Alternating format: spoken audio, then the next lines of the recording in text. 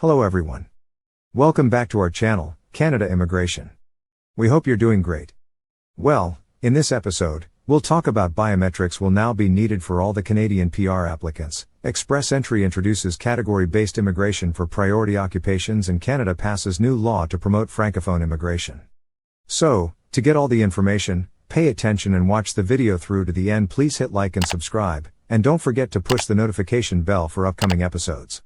So, without any further delay, let's jump into the video. Now first of all we talk about biometrics will now be needed for all the Canadian PR applicants. Effective June 14, 2023, a recent update from the Immigration, Refugees and Citizenship Canada, IRCC, states that all applicants for Canadian permanent residency, PR, will be required to provide biometrics, regardless of any previous submissions. The temporary public policy that exempted PR applicants from submitting biometrics during the COVID-19 pandemic will no longer be applicable for applications submitted on or after this date. For individuals unfamiliar with the concept, biometrics refer to a person's unique physical characteristics that can be used to identify them in the context of Canadian immigration. Biometrics primarily involve fingerprints and a photograph, which are collected as part of the application process. You may wonder why Canadian immigration authorities place importance on biometrics. The primary purpose is to establish and confirm the identity of individuals. While it may not seem crucial initially, the Canadian government believes that biometrics significantly contribute to the safety and security of immigrants in multiple ways. By having biometric information on file, it becomes more challenging for individuals to engage in identity theft, fraudulent activities, or misuse someone else's identity.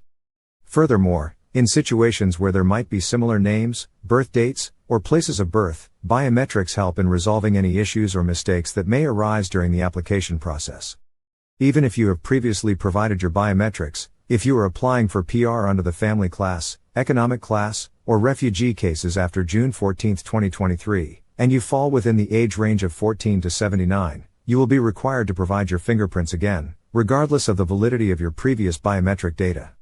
It is important to stay informed about these changes and ensure compliance with the new requirements. If you have any specific concerns or questions regarding your PR application and biometrics, it is advisable to seek guidance from an immigration professional or refer to the official IRCC resources to ensure a smooth and successful application process.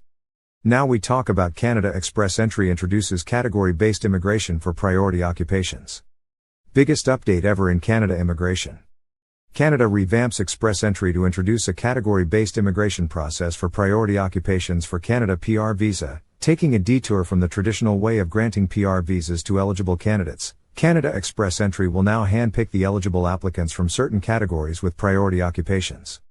Applicants must have a decent CRS score on the CRS calculator to be eligible for the new process. Below are the details for the category-based process. 1. Who has strong French language proficiency, or 2. Work experience in the following occupation categories. A. Healthcare occupations. B. STEM occupations. C. Trade professions. D. Transport occupations. E. Agriculture and agri-food professions. These categories have an immense number of occupations, including subcategories under the tier system. All the applicants in these occupations must score of minimum IELTS score for Canada PR. Below are the priority occupations in each category. A. STEM occupations: architects, landscaper, land surveyor, civil engineers, ICT managers, computer engineers, software engineers, developers, programmers, cybersecurity specialists, data scientists, database analysts, electrical, industrial, and material engineers, mathematicians, applied science researchers and program officers and specialists, etc.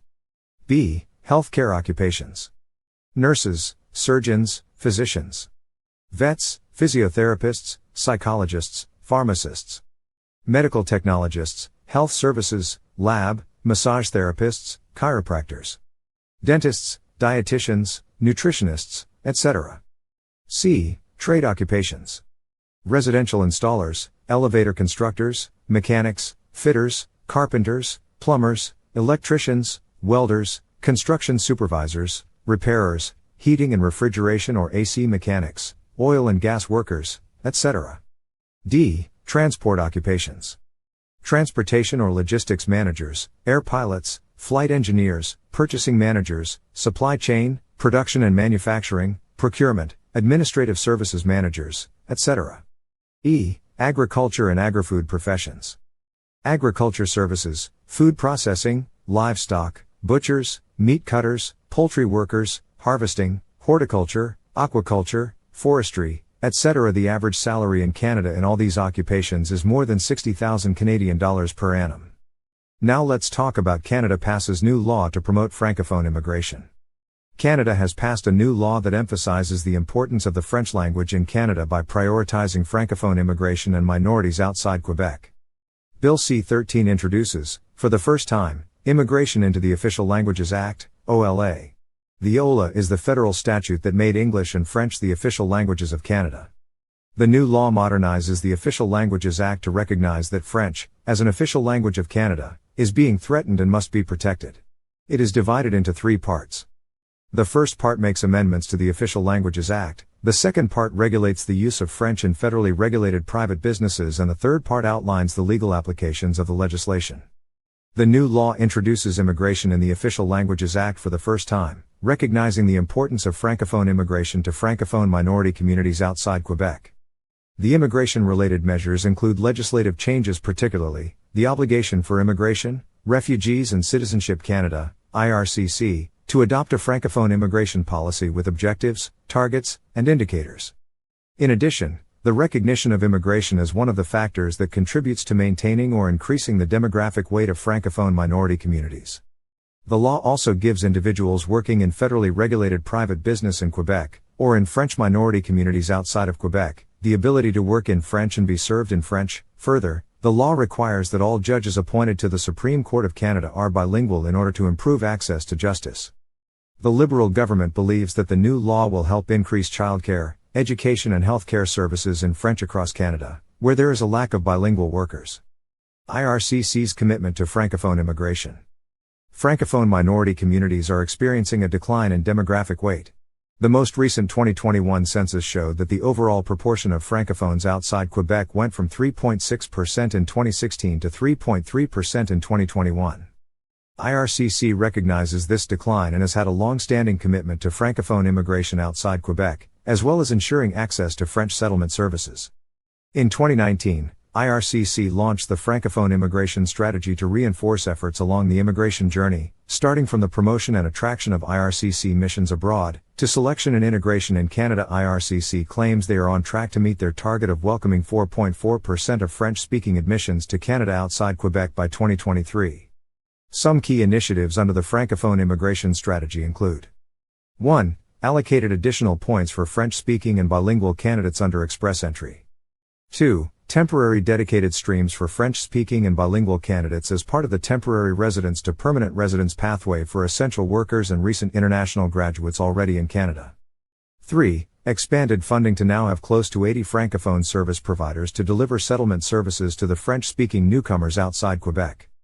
Finally, IRCC is currently working on the development of the policy on Francophone immigration, which includes a new and more consequential admission target for Francophone immigration outside Quebec. That is all for today, in this video. What are your thoughts on this? Please let us know in the comments section below. Thanks for watching the entire video. Hopefully, the information is useful to you. See you later, in the next episode. Till then, take care.